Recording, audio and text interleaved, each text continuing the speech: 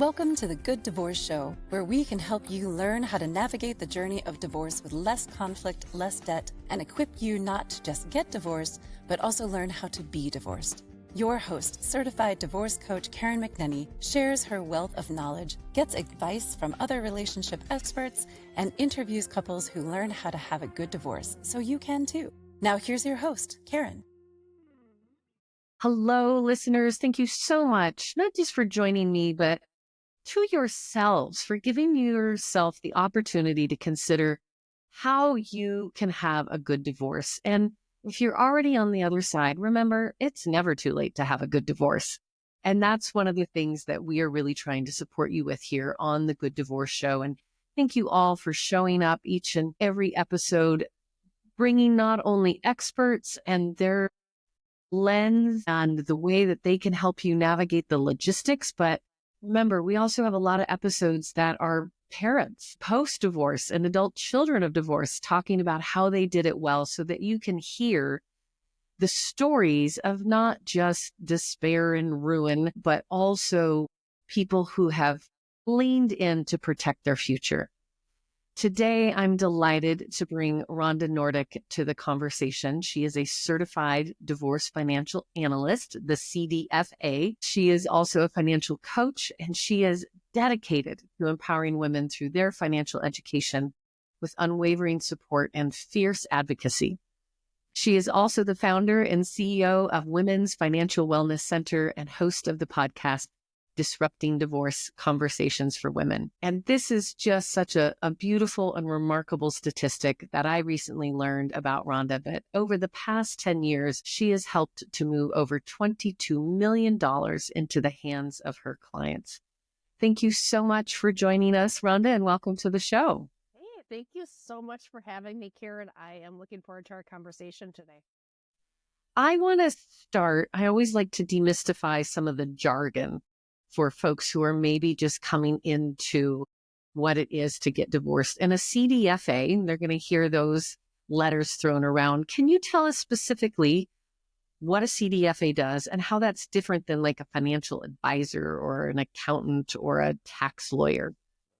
Yeah, absolutely. So a Certified Divorce Financial Analyst is somebody who is dedicated and has specialized training in helping people navigate through the financial aspects of the divorce process. So we're doing things like looking at pensions, looking at tax ramifications, coming up with solutions, looking at income. So, I mean, really anything related to the financial aspect for the divorce is something that we can help with. There are times when we need specialists to dive a little bit deeper. So we may need a business valuation expert or a forensic accountant. So there are kind of variations of that depending on the complexity of the situation. But for me, I came out of the financial industry and really wanted to be able to help people navigate through divorce. I am not doing investments. I'm not selling insurance. I'm doing consulting specifically for people that are going through divorce and helping them come up with solutions and strategies, but also helping people understand what the proposals mean for them. It's a very practical approach to crunching the numbers and saying, okay, what does this look like? And I always say, the numbers in the calculations, the outputs are only as good as the numbers we're putting into them. So what numbers are we using for income? What numbers are we using for the valuations on property? There are ways that we can move the needle. And so I love being able to help people understand their options. I'm going to grab another little piece of jargon that you threw out there. Forensic accountant.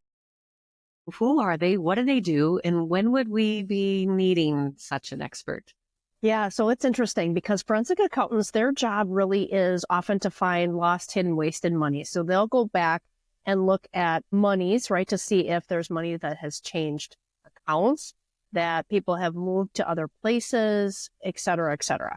So they're looking for hidden, lost, wasted money. I think that one of the areas that often people say, oh yeah, you need a forensic accountant, but a lot of times people don't necessarily understand what that means. Mm-hmm. And I always tell people at the end of the day, the forensic accountant's role, in addition to being able to do those things, is what's the scope? What are we looking for?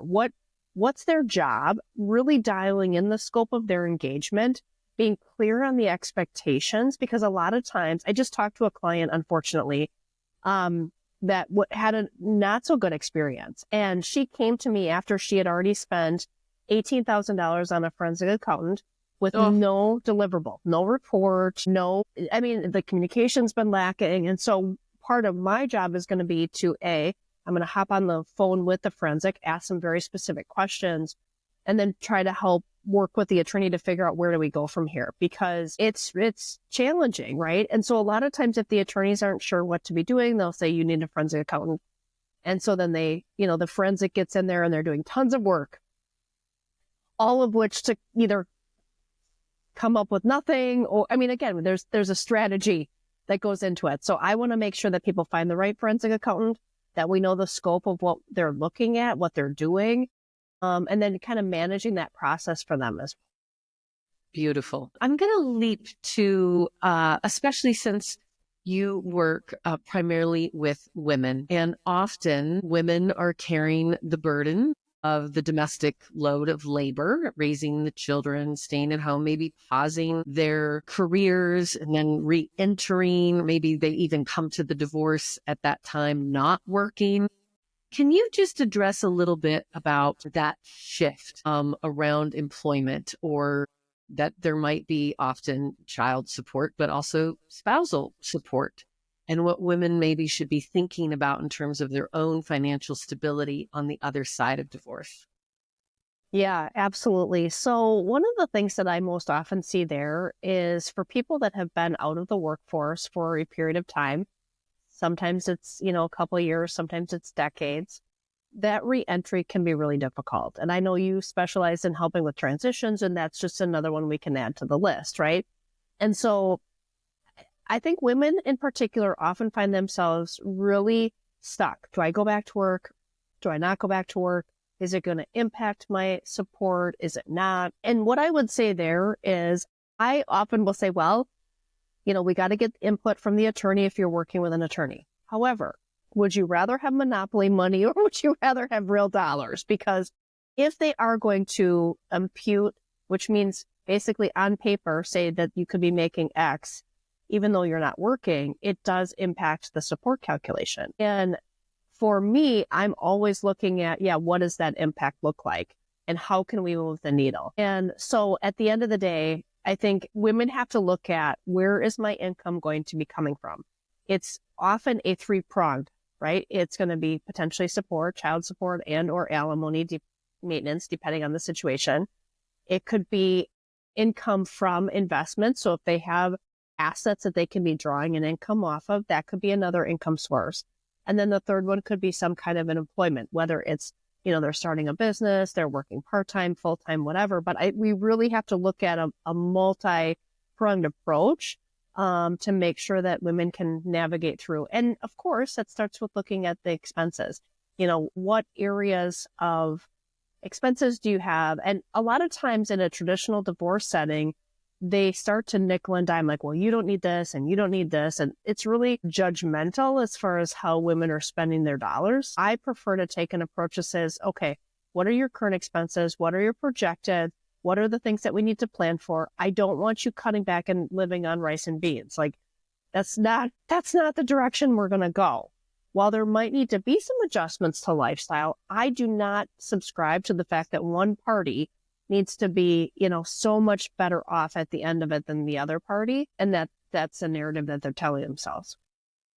Yes. So working on the budget is one of the things that you would do with your client. And I'm here to tell you, folks, your lifestyle is going to change. When you go from a 2-income household to a single income household, it's going to look different. And for a time, I remember for myself, for about 3 years, really like cinching up the belt and that financial recovery that it takes to reestablish that stability for yourself on the other side of divorce. You used another fancy word, Rhonda, that comes up a lot with my clients, and I think people don't recognize it, and it's about to impute wages.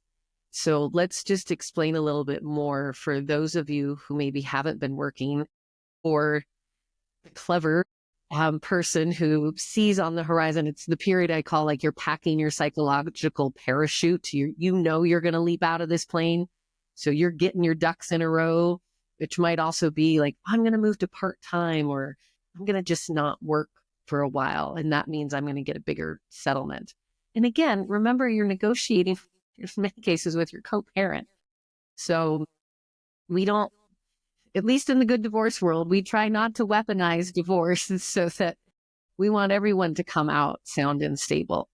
But for whatever reason, if you're not working at the time of the divorce, explain this process and how it gets calculated based on education, past work history, et cetera. Yeah. So a lot of times what they'll do is they'll hire a vocational expert, which is somebody who will take a look at the history, the work history, the medical aspects, the educational level. And so then they do their research, they gather information, they do the research. They also look at what jobs are in the marketplace and start to kind of come up with an idea of what they think this person could make if they were to reenter the job market.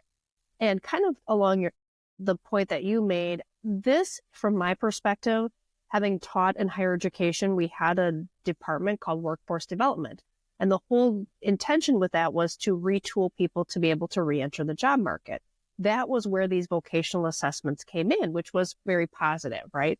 I do feel like they have been used to weaponize because they say, well, we know that you haven't worked for 20 years, but this is what we think you could be making. And while maybe at some point they can get to that, it's not going to happen overnight. And so I had a client I was working with. She had, now this was close to 20 years ago. She had some educational background in design, web design. 20 years ago, it's like so not even relevant right now. And so they did their analysis, and the vocational expert came back and said, well, we think she could be making 80. And I'm like, in what world? Yeah. It's not happening. So they will end up using, try to use those numbers like, hey, we've got an expert. So that's the tricky part. I think for women, we need to really be thinking, and people in general, we need to be thinking, what is it that I want to do? What can I do to be able to, again, have multiple streams of income coming in from various sources so that I can continue to move forward, in the best way possible. And so there is most likely going to be some employment in part of their future moving forward, depending on their financial situation. But it doesn't necessarily mean that they have to go back to bedside nursing at 40 plus hours a week, nights and weekends. I mean, they're going to have some options, and, they can be working with somebody who's helping them navigate through their options, such as a career coach or something like that, right? And so there's a mythology there that I think can happen. And again, nobody knows how to get divorced. We're not, until you're in the river of divorce, you probably are not thinking about it, researching it, talking about it much. So this idea of the underemployed, and I had a case where husband was a doctor, 3 children, all young adults in their 20s, kind of established, and wife really just thought, oh yeah, I'm going to divorce him and I'm going to get half of his salary for life. Like that was her plan. And as it turns out, that's not really how it works. One, he also has a budget. He also has to be able to keep a roof over his head. And he was the boomerang house, right? Those young adult kids were coming in and out of his home. And he has to have an opportunity to retire. He was already pushing 60 and career was shrinking, and he had been a physician for a long time, and it completely supported the family. Mom had worked a little bit here and there. And they went right in and imputed, you have a degree in this and you can manage this amount of work at your age. And the conversation I had with her was about empowerment. Like, do you really want to continue to be supported by your former spouse? Do you not want to have the pride of your own paycheck to go back into the workforce and re-identify in a field that she really liked and she was really quite good at? And so, again, it wasn't just how are we going to divide these things, but also how are you going to reinvent yourself so that you get out of the drama of it, right? So there's not so many financial tethers to this person, and that you are living independently. I don't know if you run into similar stories as that and what you would say to our listeners. Yeah, absolutely. I mean, I definitely think it's part of the reentry piece, the fear around, hey, I'm afraid, right? And so again, there's variations depending on what state people are in as far as the maintenance on how much and how long and what does that look like. And that's all part of the calculation that we can help navigate through. What does this mean for you? But I do agree, like I am so excited when people say, hey, I've always wanted to fill in the blank, or I've started a business, I really want to make a go of it. Or, I do very much agree that there's an opportunity for them to be empowered. And as part of the divorce process itself, there is an opportunity for women to lean in to really getting a good handle on the finances. Because as I'm working with them, I don't want them to just, I'm getting through I'm suffering and getting through the process. And then we get to the end and they're like, okay, well, I really don't know. I've got this chunk of money or I've got support coming in, but I don't really know what it means for me. It's just not a good scenario. And so I use this opportunity to say, listen, we are going to help empower you, understand the pieces. So when this is over, you are in the best possible position to at least say, that's a good question. Let me find the answer, right? Yeah. We don't have to know all the things. We have to know who to ask or where to look. And I really want to build that muscle so that they can feel more confident, moving forward. Mm. Well, we're going to dive in more after the break. We're chatting today with Rhonda Noordyk. She is the founder and CEO of Women's Financial Wellness Center. Rhonda, what's the quick way that people can find you in case they're dashing now and they're going to come back, but they want to tap into your resources? Yeah, absolutely. My website, wfwcdivorce.com. wfwcdivorce.com, standing for Women's Financial Wellness Center. Stay tuned, and we will be back with Rhonda Noordyk, Certified Divorce Financial Analyst.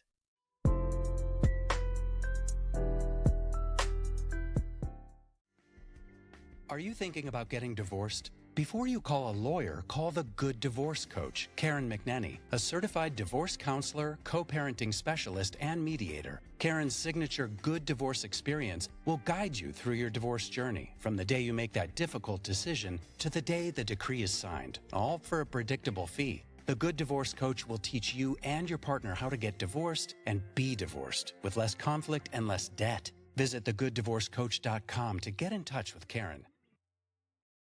Now, back to the show with Karen.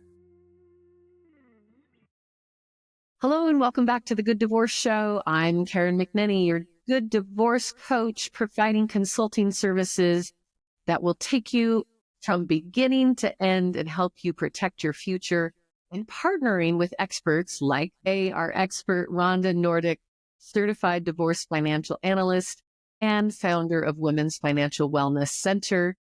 I know that you have got so much knowledge in your head, more than we can talk about today, Rhonda, but where else can people find you and the resources that you have available right now that people could tap into if they're not working directly with you? Yeah, absolutely. So on our website, wfwcdivorce.com, there is a tab called resources.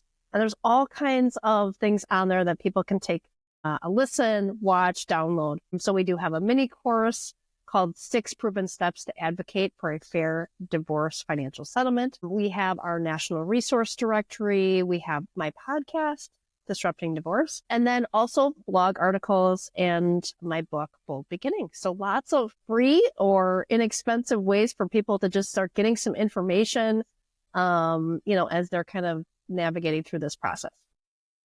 And Bold Beginnings is kind of hot off the press. We're chatting in early 2025. Can you give us a little overview of what people would find in that book? Yeah, so this book was designed intentionally to be something that you could put in your purse, throw in the car, work while you're waiting in line to pick up the kids from school or at a doctor's appointment. But I took the word confidence and I created, using that acronym, very practical things that people can do, right? And so each chapter has a topic and then explanation of a concept and then the application. And again, it's intended to be a shorter read. It's about 80 pages. But again, that was intentional because a lot of the people that I'm working with are so overwhelmed that I really wanted to make it applicable and easy for them to digest and get some movement, get some wins along the way. And the acronym is confidence. Yes. And I put you on the hot seat, Rhonda. Pick out one letter in there and tell us what it stands for and what we might find as a tool inside that chapter. Yes. So numbers are your BFF. That's the N. And I talk a little bit in there about something that I learned very early on when I was in the financial industry, which was the rule of 72. And this concept was started by Albert Einstein. It's been around forever. But basically what you do is you take the interest that you'd be receiving on an account and you divide that by a standard number, which is 72. And the resulting number basically tells you how long it would take for that money to double. So in my book, I share a little bit about my grandma was wanting to gift me some money. And she said, oh, Rhonda, you should go down and talk to Ira at the bank. And I was like, who's Ira? Because it sounded like it was a person. Now tell our listeners who Ira is, because again, you suffer the curse of knowledge, smarty pants. You are. Some people are hearing these things for the first time. Right. Yeah. Unpack the whole real story. Yes. It's the individual retirement account. So she was thinking, hey, you should be investing this money for retirement or whatever. So I end up doing the rule of 72 and I was like, yeah, so that is going to double in 36 years. So then you make a different decision with that money, right? I mean, as a young adult, you're like, do I really want to wait 36 years for the money that she gave me to double? I don't think so. But I love the concept. And we can also use it on the flip side when we're talking about debt. So if somebody has credit card debt and they're like, oh, my interest rate's, 25 and we do, 74 divided by 25, we realize every 3 years that money, right, that is going to be doubling in the opposite direction. And so it was just a really simple tool that I love for just, again, becoming BFFs with the numbers. And I think it's important to say, I've not always been, the numbers have not always been my friend. I mean, as a kid, I loved saving. I definitely felt, and I share a little bit in my book about my history with money. And it was I did not have a good relationship with it. And primarily a lot of that was because my grandparents were really successful business owners and they were big savers. But then it skipped a generation and my parents were not so good. With my dad, it was in the 80s. My dad would use our house as an ATM. He'd make a bad decision. They'd refinance the house, pay off the debt. And that cycle continued until we got into the mid 90s, early 2000s. You couldn't do that anymore. Stuff started to shift and change. And I started in the financial industry really because I said, I want to be able to help people better understand money. I want to improve my own personal relationship with money. I was surrounded by very successful people who had figured it out. And I was like, how do they do that? I want to have assets and be able to invest in causes and people that are really important to me. And so that's really how that whole journey started. And I just surrounded myself with really smart people. And I realized, just because people have more money doesn't mean that they're going to be bad human beings. I truly got to see the more money that people have, it just actually amplifies who they already are. A human being with a small amount, they're going to be a bad human being with a lot. So tell us where the fork in the road and you really started to double down and support women going through divorce. And I know I get the question, why do you want to hang out with people going through divorce all the time? That sounds really hard and really depressing. Yeah. Well, it's interesting. So when I started in the financial industry in the early 2000s, I loved helping people. But I also really found myself gravitating toward wanting to help women because there was such a deficit in education. And we saw very early on, there was a study done by Prudential in the early 2000s, and it basically said that there was a big gap in confidence for women, primarily because it wasn't because we weren't smart enough. It was simply because we didn't have the experience or the knowledge. So the formula for confidence really is the knowledge plus the experience. And if we have the knowledge, without the experience, it's theory. If we have the experience without the knowledge, it's trial and error. But when we get the two things working together, we can not only grow our confidence, but in my opinion, we can accelerate it. So what's really nice about, this whole process is, how can I help women? So we started doing events, and this was, again, early 2000s. I built my business from event to event. We would do live events, and I'm kind of evented out. So I'm so glad that things have shifted. I know people are starting to do more events. I'm okay not doing them. Because I did so many of them, but we would have standing room only, and we would be educating and empowering women. But here's what would happen. They would say, "This is really amazing, Rhonda.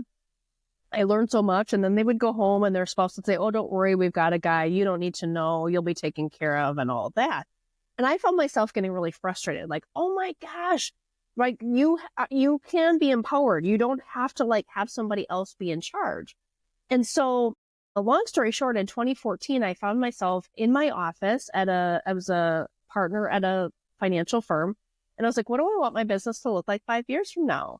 And the reality of it wasn't more assets, more clients, more revenue. It was, I really want to be able to double down in helping people go through the divorce process. Mm-hmm. And so I remember having a conversation. Somebody walked into my office and they're like, "Rhonda, here, you need to talk to these people." I'm like, "Well, who are these people?" And it was an organization that was looking for entrepreneurs who wanted to grow and scale their businesses. And I was able to take advantage of that program because they got there was corporate dollars. And so I got to spend a summer really getting clear on what I wanted. And as we mapped it out, the gentleman who was heading up the conversation and the training, super smart, probably one of the most brilliant business people I have ever met, said, "Rhonda, I think if you really want to go all in on this, you're going to have to leave your financial career in that traditional sense and go over here." And I was like, I'm not hearing this. Like, I worked too hard for these licenses. I've been in this male-dominated industry. I'm finally making my voice and standing up for myself. But I decided to leave because I think at the end of the day, I knew that I couldn't continue the same, build my business the way I wanted to build my business by staying in the financial industry.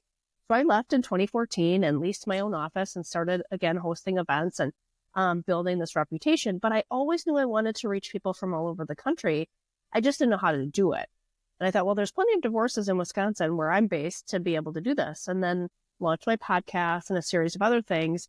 But when I started, there weren't divorce coaches. I mean, I know the certification was around, but nobody had heard of them. Nobody had heard of CDFAs. You just went to the attorney and that was it. And so I was very much, a thought leader in that space. And yeah, I crossed that 5-year mark and I looked back and I was like, this has actually not only met my expectations, it's exceeded it, and have worked really hard to build a reputation across the country to really be able to say, listen, I don't want ill will for men. I really don't.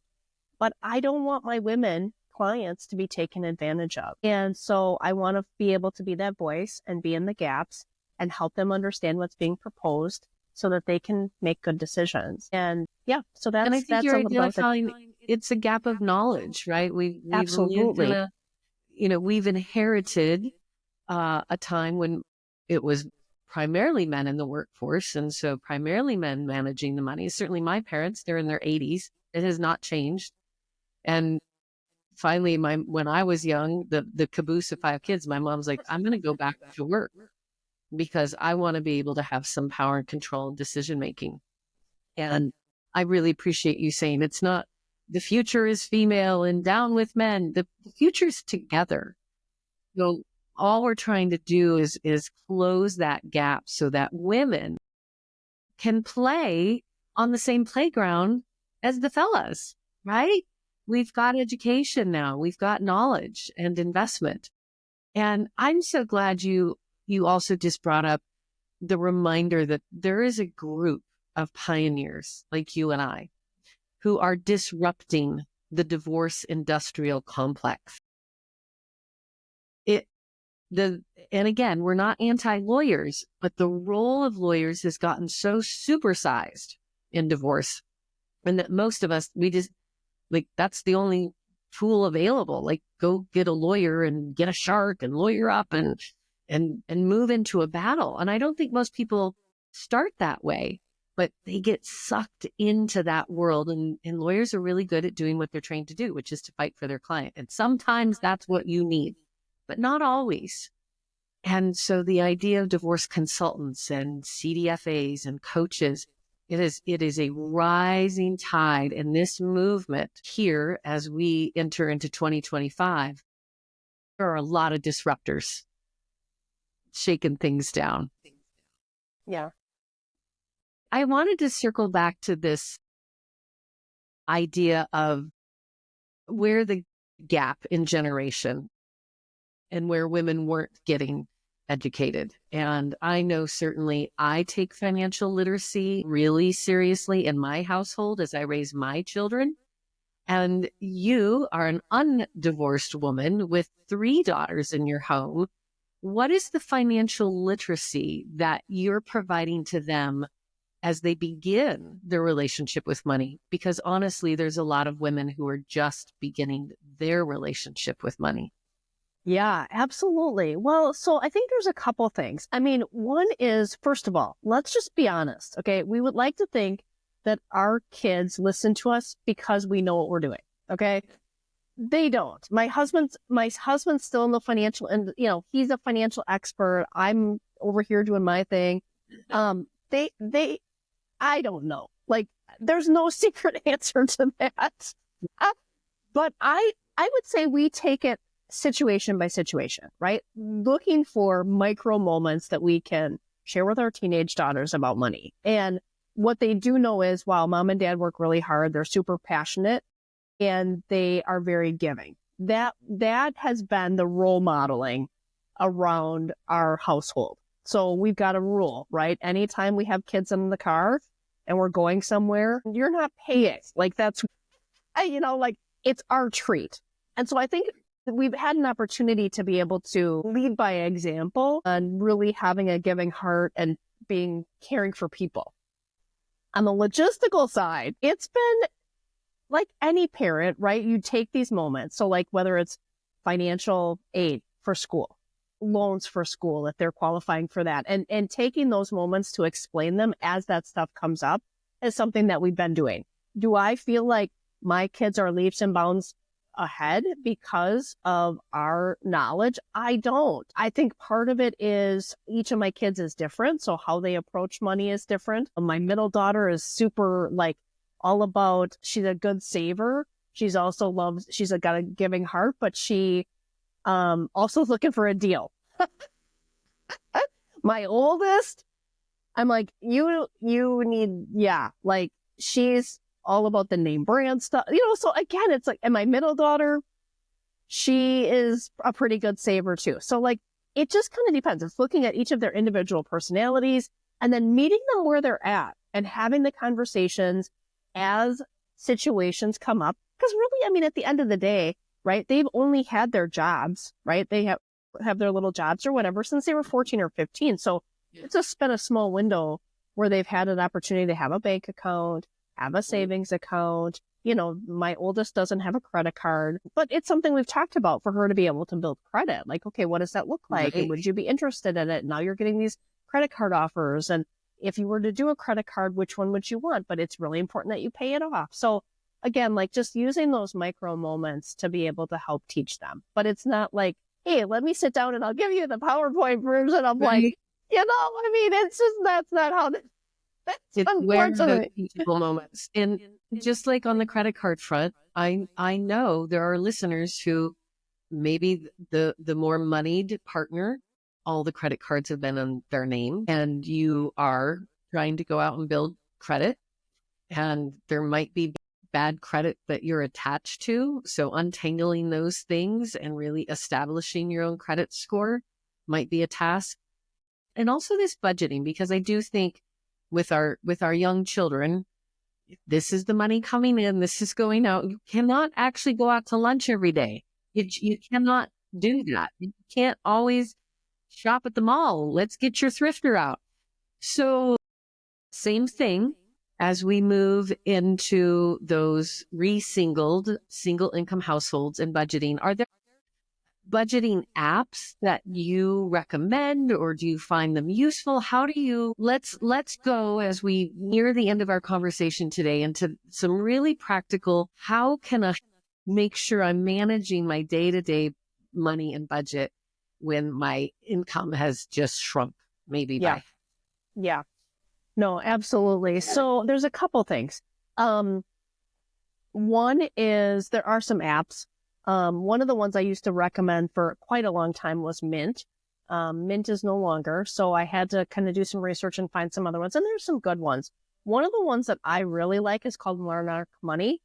I like Can you say Monarch. that again? It's called Monarch Money. Monarch. Monarch. Like the butterfly. Monarch Yes. Money. And I like it because visually it's easy to read. Like, I think just having the dashboard, having the ability to connect bank accounts to it, getting real-time feeds on where things are at certainly can be helpful. So that's the one that I have been recommending. Great. It's not the end-all be-all. It's not the only one out there. I would say, though, that you have to be able to do one that you're excited about, because a lot of those there is some front-end work that needs to be done to get it set up. But once you do, then it's more on the maintenance side. If it doesn't suit you, you're not going to use it. So you want to find something you're going to use. And it might be, again, thinking of our grandmothers, a series of envelopes with cash in it. That's right. One's labeled out to lunch and utilities and going to the movies. And when the bucket's empty, it's empty until it gets refilled the next month. Living in a cash world just sounds insane in 2025 because that's not our world. So tracking it even in the digital world is so valuable. And there are some apps that have digital wallets, so you could set up the various categories within that space if you want to do that. I think to your point, right, you just have to find a system that's going to work for you. But as part of the divorce process, it is getting a look at what are your current expenses, what are the things that you really, and again, I think there's ways for you to be able to plan for those things. When I'm helping my clients with the budgeting piece, I'm not saying we're cutting out eating out, we're cutting out, getting your hair, whatever. Like, we're not cutting all that stuff out. We're trying to figure out, okay, there might be some areas that need to be set aside or whatever, but it doesn't mean that you have to slash everything. I think the other thing that people often do or maybe have done is they put everything on their credit card and then they pay it off. And that's fine, except for the tricky part with that is it's hard to determine the categories. So it's a lot of times those credit cards are not categorizing your expenditures. Right. And so it makes it a little bit difficult. The other thing I would say is don't feel like you have to go back and recreate the wheel. I think I was meeting with a client the other day and she's like, well, maybe if I go back and look at 5 years worth of previous spending, I'm like, why? Like, let's start fresh. Let's get a fresh perspective on what you're going to have coming in, what your needs are now, so that you can best plan. And there's an aspect of that visionary component to it too. Like, okay, well, where do you want to live? Because I think a lot of times people are like, oh, I'm going to be in an efficiency apartment in a bad neighborhood. And I'm like, well, really? No, right. So again, it's just getting the data to be able to make those good decisions and realize, oh, I can actually have a reasonable place. It's in a nice neighborhood. It's safe. I've got plenty of space, lots of light, whatever it is, right? So it's, not necessarily just making those decisions before we've crunched the numbers, right, on knowing what that's going to look like. That future catastrophizing. I see it a lot with my clients. They're just off the deep end. And most I say, we don't know. We just don't know yet. So before you're eating rice and beans in your 1-bedroom basement apartment, just take a deep breath. We're going to work through it. We're going to guide you through the process, just like a river guide. And we can only read the river as it comes. So stay in the boat. We'll get you there. Yes, absolutely. Well, Rhonda Noordyk of Women's Financial Wellness Center, it is clear that you would be a welcome guide on any river, and reminding people, although you're based in Wisconsin, it's my understanding you can work with clients across the country. Yeah. Remind folks again where to find you and your resources. Yeah, absolutely. wfwcdivorce.com. Go to the resource tab and you will have a lot of options that you can select from. Yes, thank you so much for spending your time with my audience today, Rhonda. And thanks to all of you again for investing in yourselves to become educated and more confident in your journey towards a good divorce. And remember, everything will be okay in the end. And if it's not okay, it's not the end. Thanks for listening. Do you have questions or thoughts about this week's episode? Let us know by following the Good Divorce Coach on Facebook and Instagram at Good Divorce Coach, and leave a comment.